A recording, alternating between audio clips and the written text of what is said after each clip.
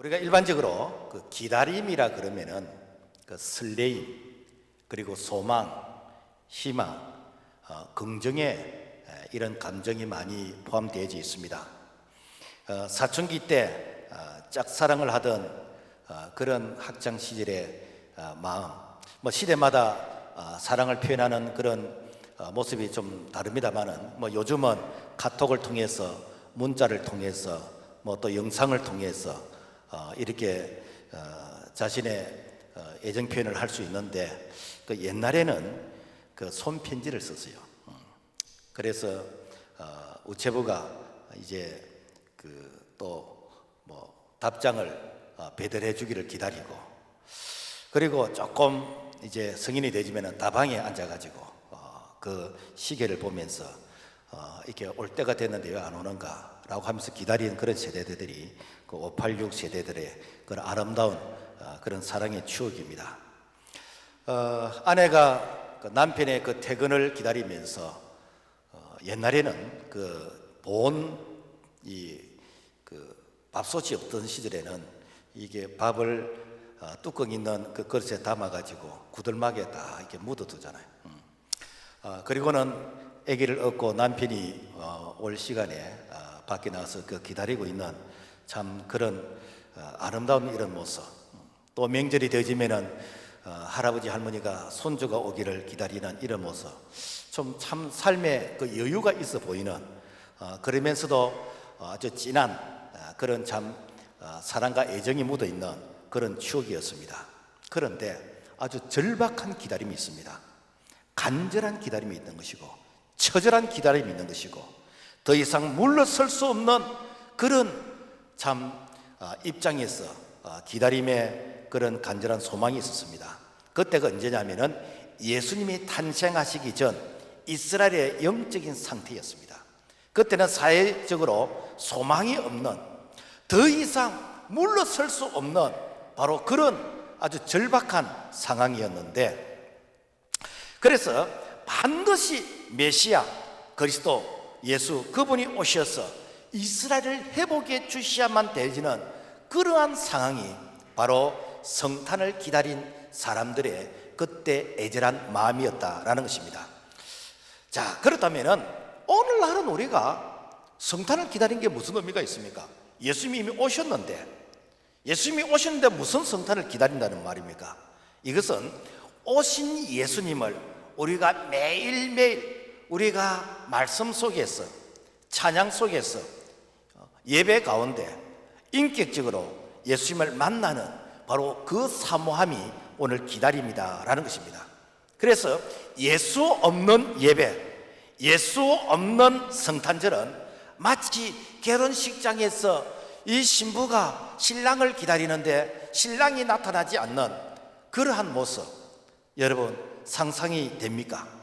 자, 그래서 이 시대의 성탄절은 오신 예수님을 우리의 신앙 고백 가운데서 만나게 될 때 참으로 그 사람은 복이 있는 사람이 되는 줄로 믿습니다. 그렇다면 성탄을 기다리던 그 시대의 배경이 어떻게 했는가? 우리가 이 성경에서 구약성경의 맨 마지막이 말라기입니다. 그리고 말라기에서 이제 마태복음, 사실 성경으로 보면은 한 장 차이인데 그 한 장 차이의 역사적인 그 기간은 한 400년이 되어집니다. 그래서 이 400년 이 기간을 이 구약과 신약의 중간기다, 그래서 신구약 중간기다라고 말합니다. 그래서 이 신구약 중간기의 이 400년을 영적인 상태는 암흑기다라고 얘기합니다. 왜 암흑기냐? 이 400년 동안에는 하나님께서 선지자에게도 그리고 백성에게도 어떠한 모습으로도 하나님이 침묵하신 기간입니다. 말씀하시지 않는 기간입니다. 그래서 하나님께서 400년 동안 자신의 뜻을 말씀하지 아니한 그 침묵의 그 기간이 400년이었는데 왜 하나님께서 400년 동안 말문을 닫으시고 침묵하셨을까? 그 이유가 무엇일까? 오늘 우리는 그 이유를 오늘 말라기를 통해서 좀 살펴보기를 원하는데, 첫째, 하나님의 사랑을 배반한, 배신한 시대였습니다. 말라기 1장 2절 보면은 여호와께서 이르시되 내가 너희를 사랑하였노라 하나 너희는 이러기를 주께서 어떻게 우리를 사랑하셨나이까 하는도다. 지금 말하면은 부모가 피투성이 같은 그 어린 아이를 이렇게 젖을 먹이고 또 이렇게 입히고 또 이렇게 키우고 그리고 나중에 대학 보내서 이렇게 나중에는 성인이 돼서 결혼을 시키는데, 그런데 자녀가 그동안 부모님 내게 해준 게 뭐가 있습니까? 라고 하면서 따진다면은 여러분 부모 심정이 어떠하겠습니까? 우리가 교회적으로 말하면은 참 이렇게 소망이 없는 자 참 전도해서 예수 믿게 되어지고 세례받게 되는 것이고, 그래서 교회에서 직분까지 받고 참 이제는 좀 이게 성숙한 그런 모습이라고 기대를 했는데 이렇게 사랑이 없다 그러고 이게 사랑이 메말랐다 그러고 그러면서 시험에 들고 삐지고 그렇게 하면은, 그러면은 여러분 참 바라보는 그런 입장에서 얼마나 참 안타깝겠습니까? 우리 하나님께서 우리를 어떻게 사랑하셨는가? 하나님께서 친히 육신의 몸을 입고 이 땅에 오셔서 그분이 십자가에 달려 죽기까지 하면서 천에 하나 만에 하나 우리를 구원해 주셔서 하나님의 자녀 하나님의 백성이 되도록 해주셨고, 우리를 여기까지 에베네스로 인도하신 그 하나님을 향해서 하나님 우리에게 해준 게 뭐 있습니까? 하나님이 우리를 어떻게 사랑하십니까? 라고 하면서 하나님께 따지고 대든다면 하나님이 뭐라고 말씀하시겠습니까? 어디서부터 설명을 해야 되겠습니까? 하나님께서 말문을 닫아버리죠. 또 그 시대는 하나님을 공경하지 않는 시대였습니다. 말라기 1장 6절 보면은 내가 아버지일진데 나를 공경함이 어디 있느냐, 내가 주인일진데 나를 두려워함이 어디 있느냐 하나 너희는 이르기를 우리가 어떻게 주의 이름을 멸시하였까 하는도다. 오늘 말하면은 참 자식이 부모님을 이렇게 공경하고 참 이렇게 종이 주인을 공경하는데, 그런데 하나님의 자녀 하나님의 백성은 하나님을 공경하지 않는 거예요. 그래서 하나님께서 너희들이 왜 나를 공경하지 않느냐, 너희들이 좀 나를 좀 이렇게 하나님답게 좀 대접 좀 해봐라 라고 했더니, 하나님 우리가 언제 하나님을 공경하지 않았습니까? 하나님 증거를 대보세요 라고 하면서 말라기의 이스라엘 백성들은 하나님께 대들었습니다. 지금 말하면은 너희들이 좀 하나님 앞에서 성령과 진리로 좀 예배를 드려봐라, 내가 예배하는 자를 찾고 있다 라고 하나님이 말씀하시는데, 뭐라고 하는가? 하나님 우리 예배 드렸잖아요. 우리 인터넷 예배 드렸다니까요. 내가 소파에서 커피 놓고 내가 여유 있게끔 내가 예배 드렸다니까요. 내가 온라인으로 헌금도 했어요. 내가 등록 교인이란 말이에요. 라고 말한다면은 하나님이 우리에게 원하시는 그 예배하고 하나님을 공경하기를 원하는 그 하나님의 마음하고 오늘 우리가 하나님 앞에서 자기를 합리화시키는 거하고 뭐가 다릅니까? 또 그 시대는 하나님의 주권을 인정하지 않는 시대였어요. 말라기 3장 8절에 보면은 사람이 어찌 하나님의 것을 도둑질하겠느냐, 그러나 너희는 나의 것을 도둑질하고도 말하기를 우리가 어떻게 주의 것을 도둑질하였나이까 하는도다. 이는 곧 11조와 봉헌물이라. 보통 교회에 오시는 분들이 11조가 부담이 된다 그래요. 그래서 목사님이 11조 설교하면은 뭐 은혜가 떨어진다 그러고, 여러분 11조는 교회에 뭐 세금 내는 게 아니에요. 교회에 헌금 내라고 강요하는 게 아니에요. 11조는 무엇인가? 모든 만물이 주에게서 왔고 주로 말미암고 주에게로 돌아갑니다. 주신 자도 여호와시요 취하실 자도 여호와시요 여호와 이름이 영광을 받으시옵소서.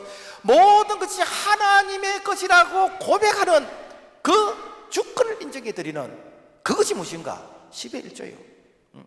그래서 우리가 하나님 앞에서 하나님의 것입니다, 첫 열매가 하나님의 것입니다 라고 하면서 하나님을 공경하면 하나님께서 드린가?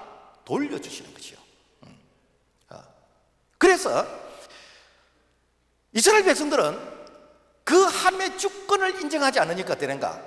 하나님 앞에 드려지는 11조가 온전하지 못했어요. 그래서 하나님은 이걸 안 받으셨다고 생각해요. 이스라엘 백성들은 드렸다고 하는데 나는 안 받았다는 거예요. 그러니까 하나님하고 옥신각신하는 것이요. 그래서 하나님이 뭐라고 말씀하신 거니까 말라기 1장 8절에 너희가 눈먼 희생의 제물을 바치는 것이 어찌 악하지 아니하며 저는 것 병든 것을 드리는 것이 어찌 악하지 아니하냐. 이제 그것을 너희 총독에게 드려보라. 그가 너희를 기뻐하겠으며 너희를 받아주겠느냐. 뭔가 하면은 이스라엘 백성들은 율법대로 드렸다는 거요. 그런데 하나님은 안 받았다는 거요. 그래서 그 증거를 이렇게 보여달라 하니까 하나님께서 너희가 들은 것이 이런 것이다. 눈먼 거, 병든 거, 저는 거, 가치 없는 거, 이런 것을 사람에게 총독에게 드려봐라. 그 사람이 그것을 기뻐하겠느냐. 하물며 너희는 하나님 앞에 왜 그런 걸 드리냐. 지금 말하면은 우리가 하나님 앞에서 11조를 드린다는 것이 이렇게 가치 없는 것은 드리는데 가치 있는 것은 안 드려. 내가 이렇게 작은 돈은 드리는데 큰 돈은 안 드려. 그래서 11조가 많아지면 내 마음속에 떨림에 그런 부담감이 있어가지고, 그래서 어떻게든지 11조를 내가 감추려 그러고 주기로 그래. 적게 하려고 그래. 그런데 하나님의 마음은 뭔가 하면은 11조가 많아지면 10의 국어가 많아지고 있어. 네가 내게 10의 1을 이렇게 바치면 나는 누룩 흔들어 넘치게 너에게 안겨주요. 이러면서 되는가? 네가 믿음으로 드려보라는 것입니다. 이스라엘 백성들은 하나님 앞에 그야말로 형식적으로는 들었지만은 하나님은 그 마음의 중심이 하나님을 향하지 않는다는 것을 알고 나는 너의 그 예물을 안 받고 싶다. 그러면서 어떻게 하는가? 하나님께서 기가 차서 400년 동안 말문을 닫아버려. 내가 말하면 너는 왜 그렇게 대꾸를 많이 하느냐. 내가 말하면 너는 자꾸만 내게 따지느냐. 하나님의 말씀이 그러하다는데 너는 왜 자꾸만 말에 꼬리를 물고 있느냐. 나는 도대체 나는 너하고 말하고 싶지 않다 라고 하면서 하나님께서 말문을 닫은 것이 400년이에요 그 400년 기간 동안에 이스라엘 백성들이 로마에 이렇게 침략을 받고 식민지가 되어지고 고통을 받고 울부짖어도 하나님께서 말씀하지 않았어요. 이스라엘 백성들이 도와달라고 하나님 앞에서 그야말로 이렇게 부르짖고 기도해도 하나님께서 반응을 보이지 않았습니다. 여러분, 혹시 내 개인적으로 왜 내게 기도응답이 없는가? 왜 내게 하나님의 평강이 없는가? 왜 내게 축복이 없는가? 혹시라도 하나님이 기가 차서 나는 너하고 상대하고 싶지 않다라고 여러분 하신다면은 내가 개인적으로 하나님, 제가 말씀 앞에서 제가 순종하지 않았습니다. 하나님의 말씀 앞에서 내가 토를 달고 참 내 입장을 합리하면서 그동안에 참 하나님의 마음을 심히 아프게 했습니다 라고 하면서 회개하면은 하나님께서 다시 회복시켜 주시는 줄로 믿습니다. 구원은 하나님의 은혜로 받았습니다. 그렇지만은 축복은 반드시 율법대로 받습니다. 하나님은 사랑하는 자를 사랑하시는 거예요. 하나님을 싫어하면은 나도 네가 부담스럽다는 거예요. 그래서 잠언 8장 17절 나를 사랑하는 자들이 나의 사랑을 입으며 나를 간절히 찾는 자들이 나를 만날 것이며 모든 부귀와 재물이 나로 말미암아. 하나님 사랑하면 나도 너를 사랑한다는 거예요. 네가 여호와를 기쁘시게 해봐라. 너 마음의 소원을 내가 들어주시겠다는 거예요. 뿐만 아니라 우리 마음에 하나님 두기를 싫어하면은 하나님께서 어떻게 하시는가? 신명기 28장 15절에서부터 끝까지 말씀 보면은 너가 만일 너 하나님 여호와의 말씀을 순종하지 아니하여 내가 오늘 너에게 명령하는 그의 모든 명령과 규례를 지켜 행하지 아니하면 이 모든 저주가 너에게 임하며 너에게 이를 것이라. 들어가도 저주를 받고 나가도 저주를 받고 떡방지 그릇이 저주를 받고 오양의 새끼가 저주를 받고 그래야말로 모든 하나님이 저주를 받는다. 왜? 내 마음에 하나님 두기를 싫어합니다. 오늘 우리가 말씀을 듣는 가운데서 혹시나 내 개인적으로 찔림이 있다는 것은 그것은 성령께서 나에게 회개하라는 말씀인 것이고, 그리고 나에게 참 하나님과 관계를 회복하기를 원하시는 그런 성령의 음성을 들으시고 회개하면은 다시 하나님의 은혜가 이렇게 강물 흐르듯이 이렇게 소통이 될 줄로 믿습니다. 자, 그렇다면은 그 시대 하나님을 기다린 자들은 어떤 자들이었는가? 성경에 보면은 예수님이 이 땅에 오실 것을 구약 성경에 300번 이상이나 예언을 했는데 그런데 하나님께서 시대마다 선지자를 세워서 이제 그리스도 예수가 이 땅에 오실 것을 말씀하시는데 예수도 그분이 오시기가 가까우면 가까울수록 점점 더 하나님의 그 예언의 말씀은 선명하게 드러나게 되었습니다. 구약 BC 한 700년경에 이사야 선지자를 통해서 하나님의 말씀을 하셨는데, 당시 이 북이스라엘이 아람 나라와 동맹 관계를 맺고 남쪽 유다 나라를 이게 침략하게 되었습니다. 이때 남쪽 유다는 아수르 나라에 도움을 청하는데 이 돈을 많이 들여서 그래서 그 아수르 나라 왕에게 소면서 용병을 청하게 되지는 그런 입장에 있게 되었습니다. 그러니까 이 유다 나라 이 왕이 하나님께 도움을 구하지 아니하고 세상 왕에게 도움을 구하게 되는, 하나님께 기도하지 않고 이 세상 왕에게 돈을 많이 주어서 그야말로 이게 용병을 청하게 되지는 그런 입장이 있다 보니까 어떻게 되는가, 이 아수르 나라의 그 문화와 그리고 종교와 이런 정책에 이제는 내가 흡수당하는, 소위 말해서 그 나라의 우상을 섬기게 되어지고 그리고 정치적으로 아수르의 속국이 되게 되어지는 이런 행편, 그러니까 사회적으로 이제 무질서하게 되는 것이고 그리고 영적으로 타락하게 되어지는, 그러니까 나라의 이 앞날이 그야말로 안개처럼 정말 이렇게 혼란스러운 바로 이런 시대를 살아가고 있을 때에, 이 소망이 없는 바로 그런 때에 하나님께서 이사야 선지자를 통해서 뭐라고 말씀하시는가? 백성들에게 희망의 메시지를 선포해라. 백성에게 희망의 메시지가 무엇인가? 이사야 11장 1절, 이새의 줄기에 한 싹이 나며 그 위에 여호와의 영 곧 지혜와 총명의 영이요 모략과 재능의 영이요 지식과 여호와를 경외하는 영이 강림하시리니. 무엇인가? 세상 왕에게 소망이 없어. 만왕의 왕이신 그분이 오실 것이야. 그래서 그분을 기다리고 너희들이 그분에게 소망을 두어 라고 하면서 이사야 선지자를 통해서 이 메시아를 기다리게 하는 그런 이게 예언의 말씀을 주시는 것입니다. 여러분, 오늘날도 여러분 예외가 아닙니다. 오늘날 우리가 여러분요 어디에 소망을 두고 있습니까? 우리가 정치에 소망을 두고 있습니까? 여러분 이 사회에 소망을 두고 있습니까? 참 이렇게 그 어느 때보다도 나라의 정치성이 혼란스러운 이러한 때에 참 이렇게 민주주의가 맞는지 정의와 진실이 살아가 있는지 참 우리가 이렇게 많이 혼란을 겪고 있습니다.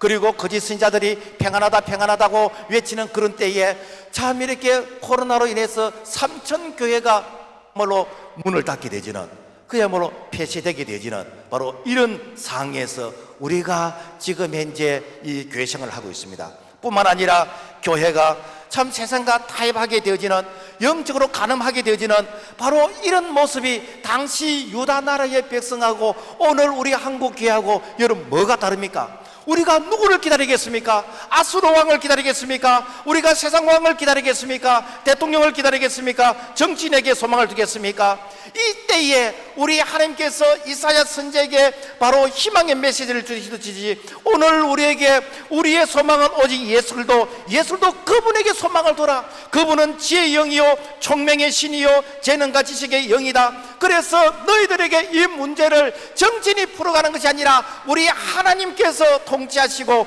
우리 하나님께서 은혜를 베푸시면은 오늘 우리의 안개와 같은 이런 전국, 안개와 같은 이런 참 우리가 갈 바를 알지 못한 이러한 때에 우리 예수님께서 우리에게 구원자로 오셔서 범사가 참 하나님의 섭리 가운데서 형통함을 잊게 될 줄로 믿습니다.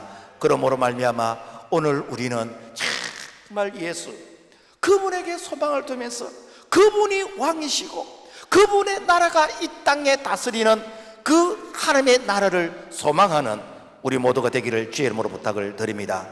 그 다음에는 세례요한입니다. 이 세례요한은 구약의 마지막 이제 선지자인 것이고 그리고 이제 신약의 바로 이 첫 예언자로서 활동한 자인 것입니다. 그러니까 400년의 그 침묵을 깨고 나타나신 분이 누군가? 세례요한이요. 그러니까 세례요한이 이제 사역을 하시면서 뭐라고 말씀하시는가 하니까 회개하라 천국이 가까워왔느니라고 외쳤습니다.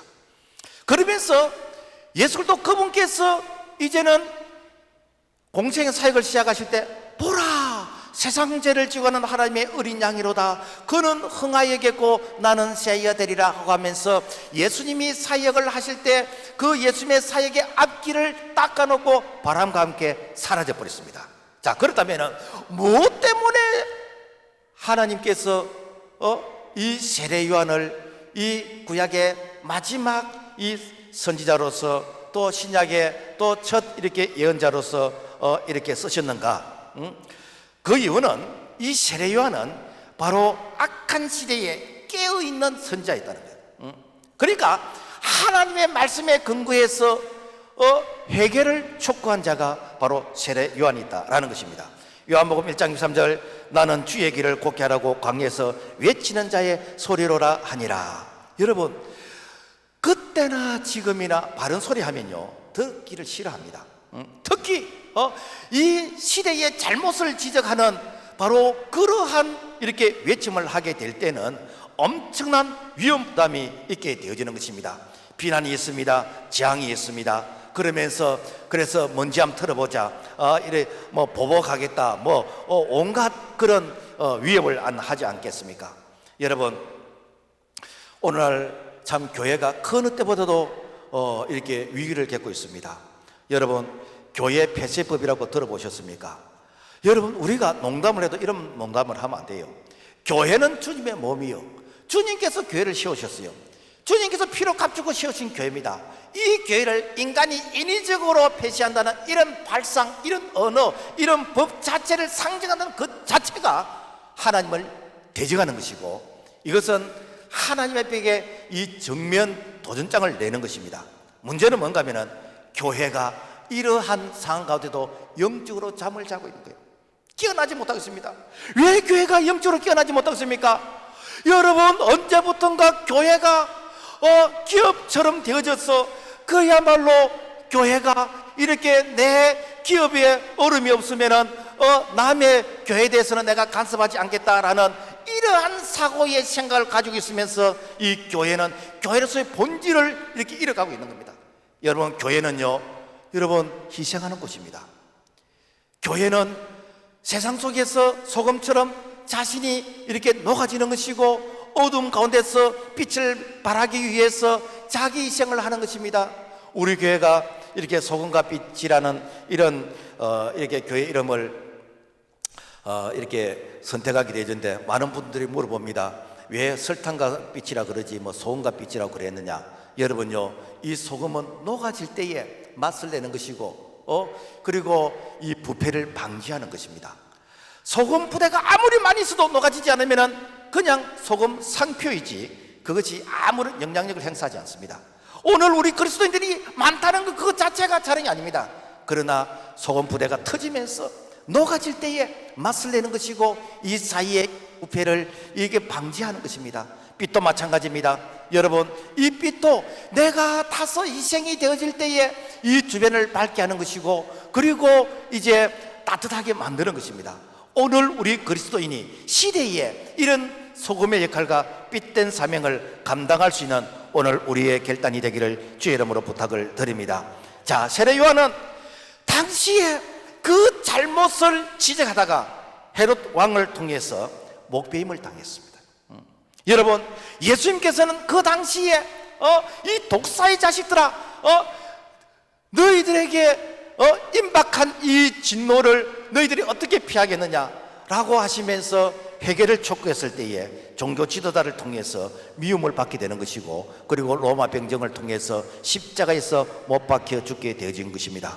여러분, 오늘날 우리가 사회를 향해서 잘못된 것을 우리가 지적하고 성도들을 향해서 우리가 회개를 해야 된다고 외친다면은, 여러분 뭐 이렇게 박수칠 사람이 얼마나 있겠습니까? 그러나 분명한 것은 바로 그 회개를 외칠 때에 참 물리적인 그런 고통은 이렇게 감수해야 되겠지만은 영적으로는 깨어있는 자는 것이고, 바로 주님이 그런 자를 찾아가셔서 만나주시면서 내가 해야 되는 일을 네가 대신하고 있구나, 내가 너를 만나주마, 내가 너를 위로해주마 라고 하면서 그 깨어있는 자를 통해서 이제는 그 사회가 참 이렇게 정화되게 되지는, 그리고 하나님의 나라가 이 땅 위에 참 건설되게 되지는 그런 역할을 감당하도록 바로 그런 자를 우리 예수님께서 찾아오시고 만나 주시는 줄로 믿습니다.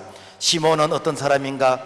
누가복음 2장 25절, 예루살렘에 시몬이라는 사람이 있으니 이 사람은 어렵고 경건하여 이스라엘의 위로를 기다리는 자라, 성령이 그 위에 계시더라. 이 시몬은 어렵고 힘든 시대, 이스라엘이 로마의 그런 식민지로 있을 때에, 여러분 그때에 뭐 사회생활이라든지 뭐 이렇게 신앙생활 하는 것이 여러분 편했겠습니까? 어렵고 힘든 그 시대를 살았어.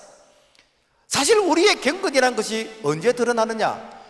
여러분 평안할 때는요 뭐 다 55, 100고 별 차이가 없습니다. 그런데 환란이 오고 시련이 오고 고난이 올 때, 그때에 그 믿음의 가치가 보석처럼 빛나게 되는 것입니다. 그래서 시몬은 그 시대에 어떻게 사는가? 습관대로 내가 경건하게 참 성전에서 이렇게 기도하는 바로 그러한 경건한 삶을 살 때에 예수님께서 이렇게 탄생하시고 그리고 율법에 따라서 8일째 이제 할례를 받으러 성전에 가시게 되는데, 그때에 바로 시몬이 예수님을 품에 안는 그런 영광, 그런 참 축복을 이렇게 경험하게 되어진 것입니다. 그래서 너무 감동이 되었어. 그래서 누가복음 2장 18절, 시몬이 아기를 안고 하나님을 찬송하여 이르되 내 눈이 주의 구원을 보았사오니 이는 만민 앞에 예비하신 것이요 이방을 비추는 빛이요 주의 백성 이스라엘의 영광이니이다. 여러분, 힘들고 어려운 시대에 우리가 주님의 위로를 기다리면서 우리가 끝까지 인내하면서 우리가 경건한 삶을 살아가게 되면 예수님을 내가 품에 안는 것이 아니라 예수님 그분이 내 안의 주인이 되시고 그분이 나를 통해서 일하시는, 그래서 예수의 사람, 성령의 사람, 하나님의 사람이 되어지는 그런 은혜를 우리 모두가 경험할 수 있기를 주의 이름으로 부탁을 드립니다. 그래서 성경에서 기다리라는 것은 그냥 웨이팅이 아니에요. 그냥 내가 손 놓고 가만히 시간 보내는 것이 아니에요. 여기서 기다리는 것은 무엇인가? 이것은 바로 내가 경건하게 내가 기도하면서 하나님의 때를 기다리는 바로 카이로스 시간이에요.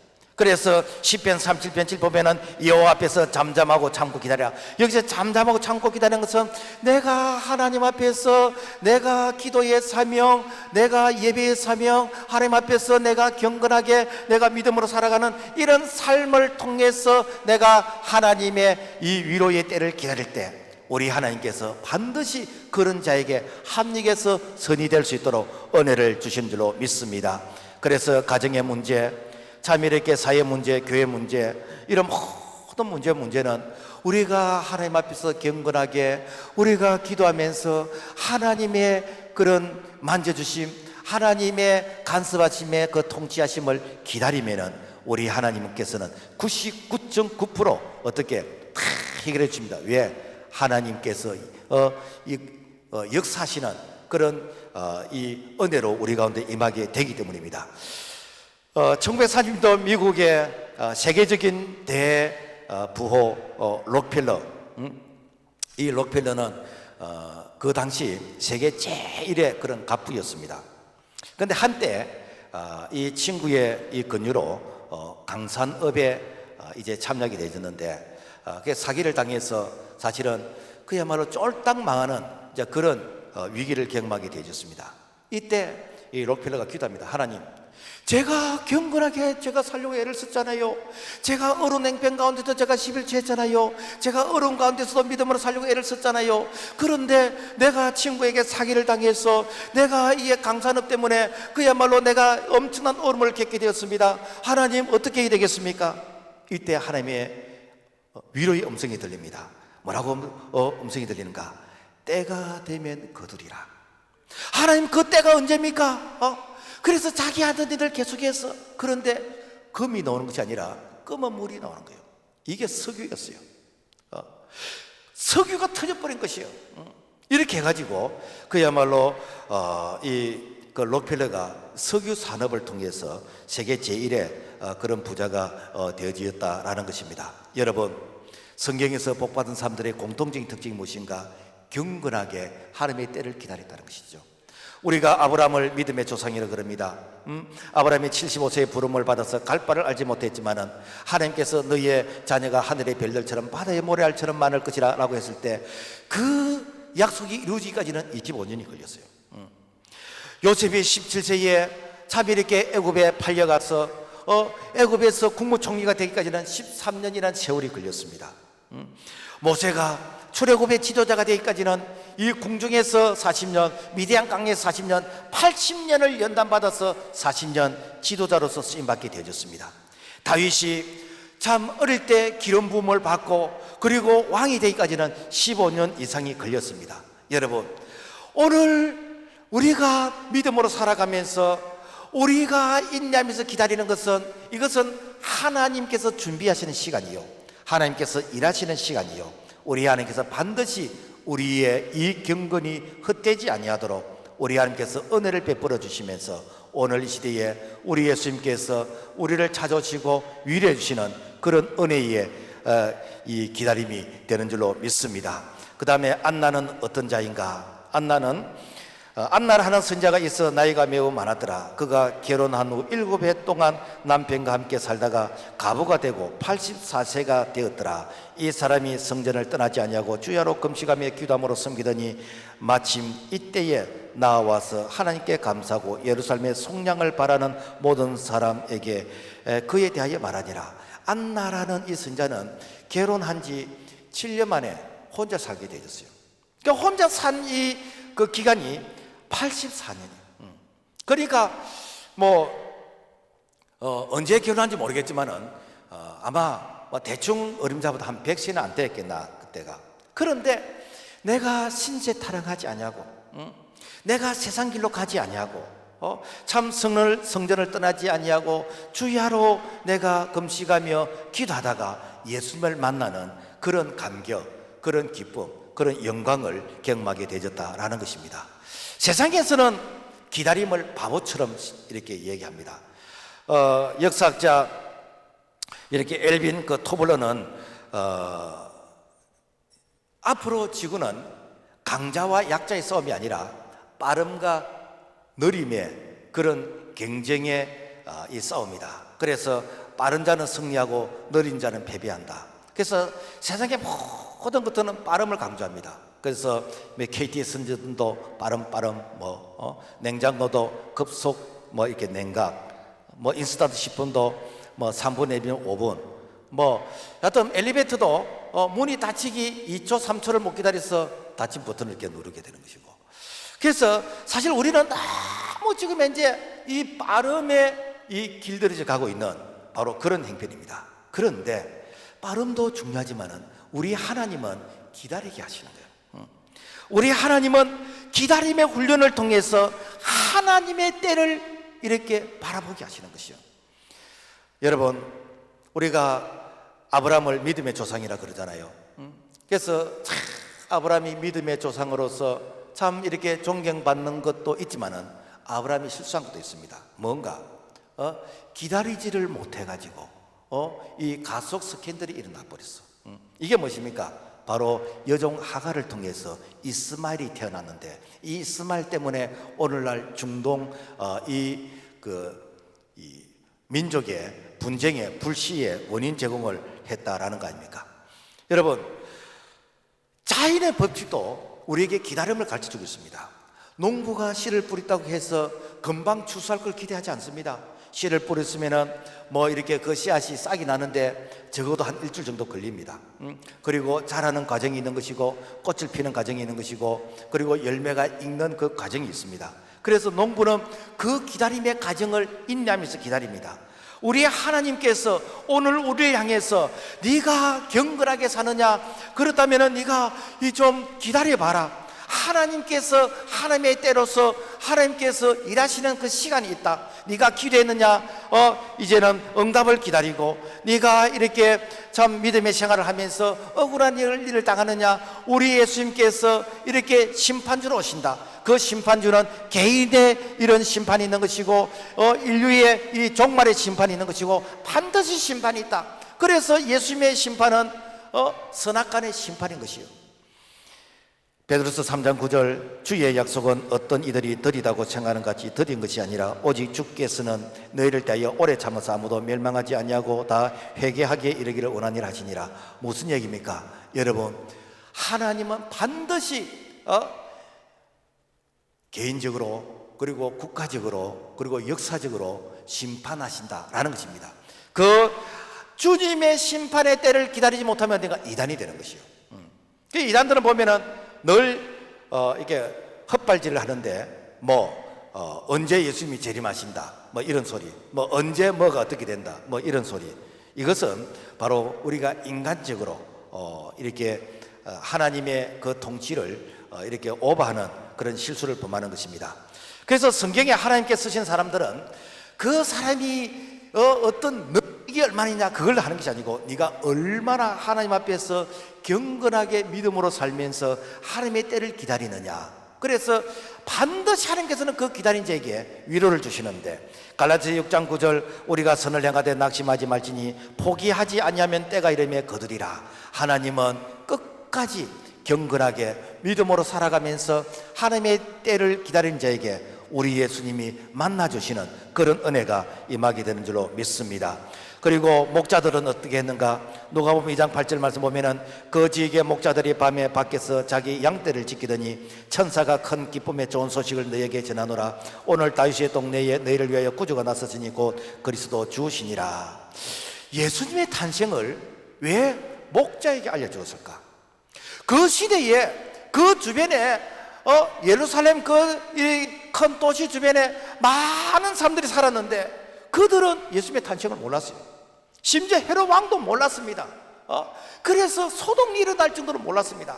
그런데 참 이렇게 들에서 외롭게 양을 치는 그 목자들은 알게 됐어요.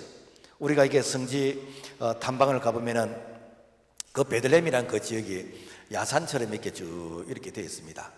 그러니까 뭐 양을 쳤다 그러니까 뭐 논밭에서 쳤겠습니까? 그 이제 야산 같은 그런 데서 양을 치게 되어지는데, 그 양을 치는 그 목자가 여러분 잠자리가 편하겠습니까? 아니 편한들 뭐 잠을 이렇게 숙면을 취하겠습니까?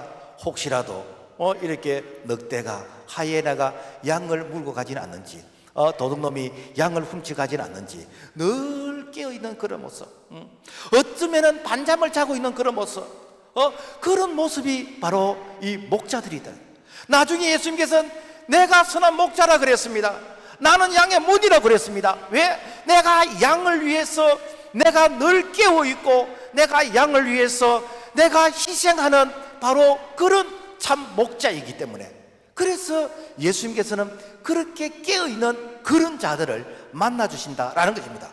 오늘날로 말하면 우리가 늘 영적으로 깨어서 늘 주님을 사모하는 이런 자들, 주님은 그런 자들을 찾아오시고 지금도 만나주시고 그런 자를 통해서 주의 위로가 임하는 줄로 믿습니다. 사무엘 3장에 보면은 사무엘이 성전에서 잠을 잤습니다. 이때에 그래서 사무엘을 이렇게 부르십니다. 뭐 사무엘이 왜 성전에서 잠을 잤을까? 뭐 잠잘 곳이 없어서 성전에 잠을 잤을까? 성전에서 잠을 잔다는 것은 내가 하나님의 은혜를 사모하는 것이요, 내가 하나님의 말씀을 묵상하는 것이요. 그래서 하나님의 은혜를 사모하는 그런 마음으로 깨어있는 이 사무엘에게 우리 하나님께서 사무엘을 이렇게 부르십니다. 사무엘아, 사무엘아. 사람이 없는데 자기 이름을 부른 거요. 그래서 엘리 제사장이 가서 제사장님 저를 불렀습니까? 내가 안 불렀는데. 또 사무엘아, 사무엘아. 제사장님 저를 불렀어요. 내가 안 불렀는데. 이번에 사무엘아 부르면은 여호와여 주의 종이 듣겠나이다. 하나님이 부르시는 것이다. 그러면서 이렇게 이 사무엘이 하나님의 음성을 듣게 되어졌습니다. 자, 그렇다면 엘리 제사장은 왜 듣지 못했는가? 엘리 제사장은 별관에서 잠을 잤어. 그렇다면 오늘날 우리가 하나님의 음성을 듣기 위해서 우리가 귀에서 잠을 자야 되겠습니까? 내가 아파트에서 잠을 자고 집에서 잠을 자면 하나님의 음성을 듣지 못합니까? 아닙니다. 우리 하나님께서는 그야말로 우리가 초막에 있거나 궁궐에 있거나 어디 있거나 하나님은 함께 하시는데, 분명한 것은 하나님이 부르시는데도 불구하고 우리가 그 음성을 듣지를 못하는 그런 영적인 참 기멀거리, 영적인 장님, 이런 자들이 많다는 것입니다. 그렇다면 하나님께서 우리를 어떻게 부르시는가? 여러분, 이 성경은 하나님의 음성을 기록해 놓은 것입니다. 만약에 오늘 이 시대에 하나님께서 이 성경을 기록했다면 아마 녹음기에다 기록을 다 했을 겁니다. 그러나 그 시대는 녹음기가 없었기 때문에 하나님의 말씀을 전부 다 성경에 기록을 다 해놨어요.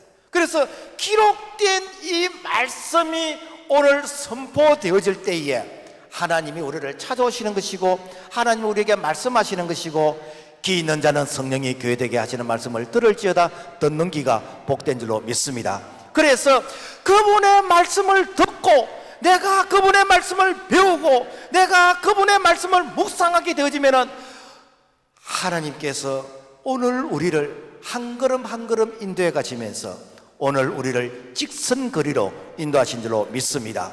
내가 하나님의 음성을 듣지 아니하고 내가 하나님의 말씀을 배우지 아니하고 그러면서 내가 하나님의 뜻을 알려고 하는 자는 마치 공부하지 않는 자가 시험 성적이 잘 나오기를 기대하는 자와 여러분 뭐가 다르겠습니까? 그래서 오늘 시간 우리가 정말 하나님의 도움을 받기를 원하고 하나님의 인도하심을 받기를 원한다면 오늘 우리는 이 기록된 하나님의 말씀, 이 말씀을 듣고 배우고 이 말씀을 대생질할 때에 이 말씀이 우리의 걸음걸음을 인도하신 줄로 믿습니다. 시편 119편 105절 주의 말씀은 내 발의 등이요 내 길의 빛이니이다. 우리가 여러분 5분 후의 일을 모릅니다.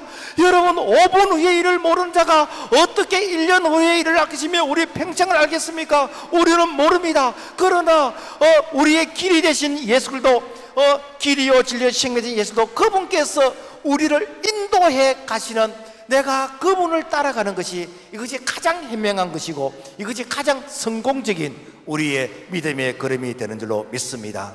마지막으로 동방 박사에게 예수님이 만나 주셨습니다. 마태복음 2장 1절 헤롯 왕 때에 예수께서 유대 베들레헴에서 나심에 동방으로부터 박사들이 예루살렘에 이르러 말하되 유대인의 왕으로 나시니가 어디 계시냐 우리가 동방에서 그의 별을 보고 그에게 경배하러 왔노라 하니. 자, 동방 박사들은 별을 연구하는데요. 그러면 동방 박사가 누굴까? 뭐 동쪽에 있는 뭐 이렇게 과학자들일까?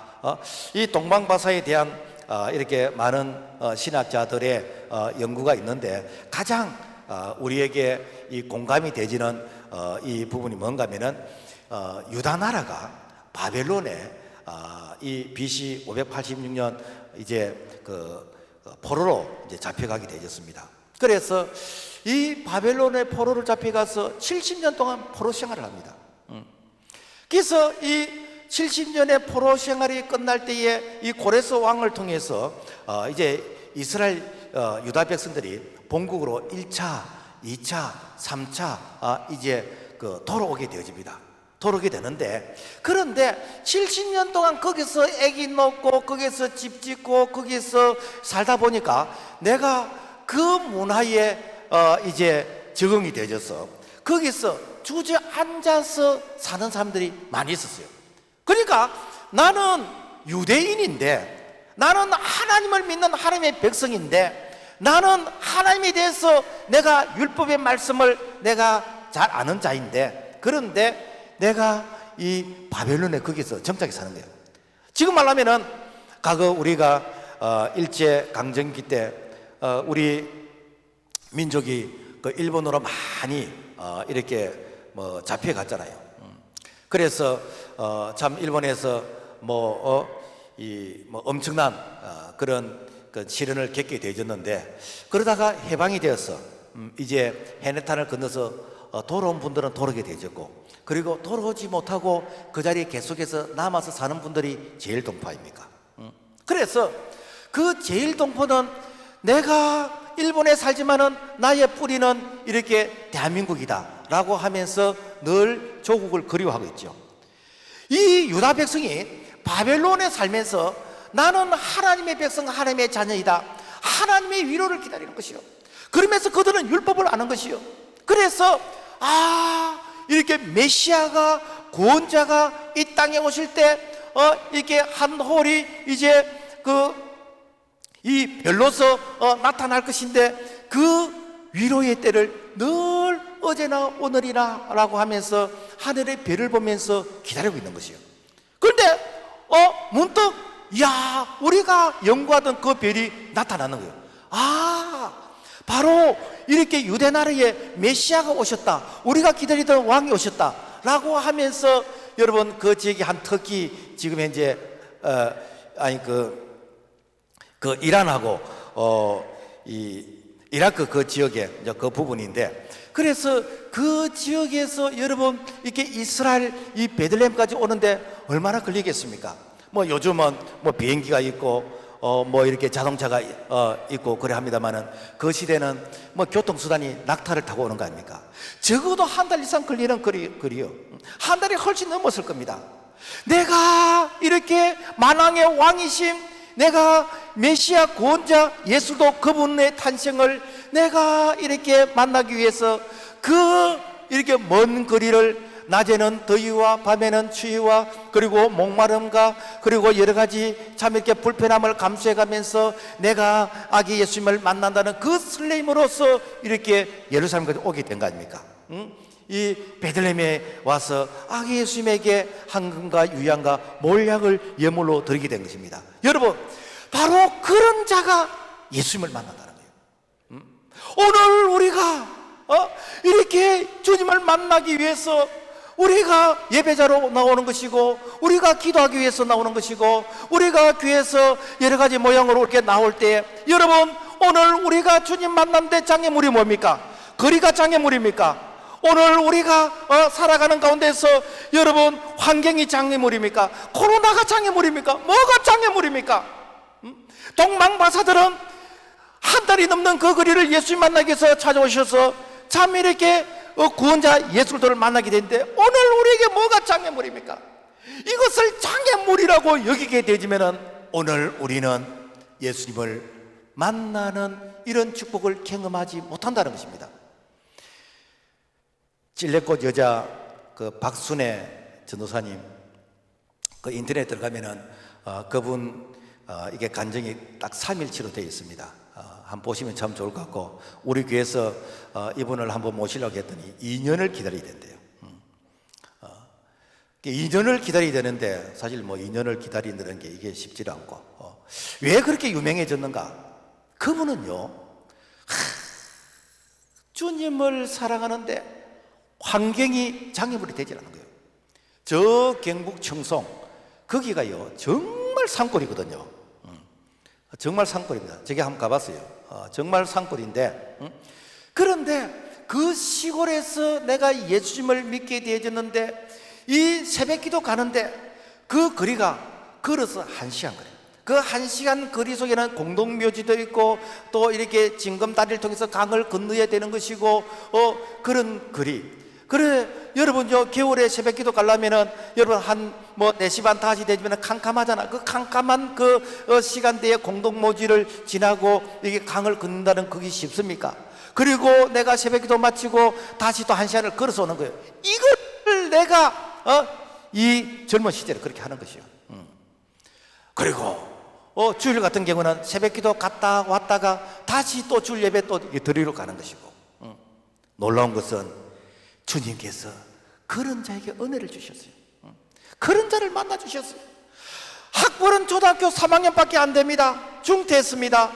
그야말로 세상적으로 바라볼 때 엄청난 시련과 고난을 겪게 됐지만은 하나님의 위로를 기다리면서 내가 주님 만나고 싶어서 내가 새벽을 깨우는 자리를 1시간을 걸어가고 다시 1시간을 걸어오는 이런 삶을 걸어가는 그 자에게 믿음을 주셨어요. 뭐 그 얘기를 다 할 수는 없습니다만은 그분이 한 달에 11조만 1,000만 원 드려요.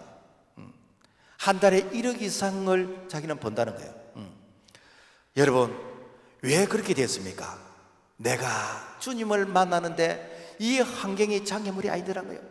오늘 우리가 여러분 이런 마음을 가지고 주님을 한번 사모해 보세요. 이런 마음을 가지고 우리가 주님을 만나기 위해서, 그래서 때를 얻든지 못 얻든지 내가 기도에 힘쓰고 내가 이렇게 예배 자리에 참여하고 내가 이렇게 주일에 힘써 보세요. 여러분 박순애를 만나 주신 그 하나님께서 오늘 우리를 만나 주시는 것이고 우리에게도 똑같은 동일한 은혜를 주신 줄로 믿습니다. 여러분 하나님 사랑하면 나도 너를 사랑한다는 것입니다. 내가 하나님을 뜨겁게 사랑하면 나도 너를 뜨겁게 사랑한다는 것입니다. 그러므로 오늘 우리가 정말 동방바사처럼 어떤 역경 시련을 우리가 극복해 가면서 내가 주님 만나고 싶어서 설레이는 마음으로서 우리가 주님 앞에 나올 때 나도 너를 기다렸다. 그래, 사랑하는 아들아, 사랑하는 딸아, 네가 무엇 때문에 힘들어하느냐? 너의 믿음대로 될지라 말씀하신 줄로 믿습니다. 말씀을 맺겠습니다. 성탄절의 가장 큰 축복은 예수님 만나는 것입니다. 예수님 만나면 해결 다 되는 것이요. 예수 없이 자꾸만 우리가 목이 쉬도록 이렇게 감정 표현을 해서 그렇지, 여러분, 예수님이 내 인생의 주인 되어 주시고 예수님이 내 안에 계시고 예수님이 우리 집의 주인 되어 주시는데 여러분 뭘 걱정하겠습니까? 그분께서 있으라면 있게 되는데, 그분께서 나와 함께 하시면 넘지 못함이 없으시는데, 이번 성탄절은 정말 예수님을 만나는, 정말 예수님을 기다리는 이 시대의 동방박사 시몬과 안나가 될 수 있기를 주님의 이름으로 부탁을 드립니다. 하나님 아버지, 감사합니다. 세상 사람들은 성탄절을 그들의 참 사업과 영업에 이렇게 이용을 하고 있지만은, 오늘 우리는 세상 분위기에 휩싸이지 말게 하시고 정말 예수님을 내 신앙의 고백 가운데서 찬양과 기도와 예배 가운데서 만나게 되어지는 그런 은혜가 임할 수 있도록 도와주시옵소서. 예수님 이름으로 기도합나이다. 아멘.